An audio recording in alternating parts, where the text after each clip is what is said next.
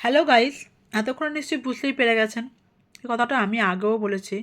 তো আমরা গিয়েছিলাম তো শান্তিনিকেতন কাজকর্ম করার পর রাত্রি 9:30 থেকে 11:30 ডট আমরা নেমে গিয়েছি। তারপর আমাদের টোটো ঠিক করা ছিল। এই যে টোটো টুয়ার্ডস হোটেলের দিকে নিয়ে যাচ্ছে।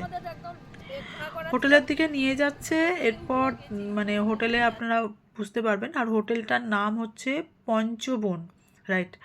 আমার মানে মনে থাকে না অনেক কিছু কথা।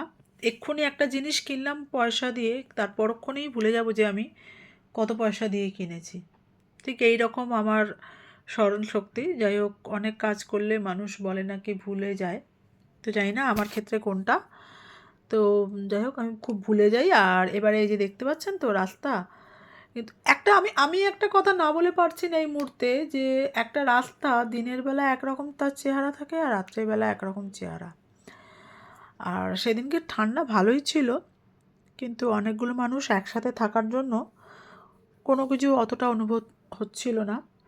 হোটেলে গিয়ে ঢুকে বেশ আমরা ভালোই একটা হসপিটালিটি পেয়েছি। জল দিয়েছেন ওনারা। ওই যে আগের টোটোটা যাচ্ছে ওটাও আমাদের এই টোটো, আমরা 9 জন গিয়েছিলাম। দারুণ এনজয় করেছি।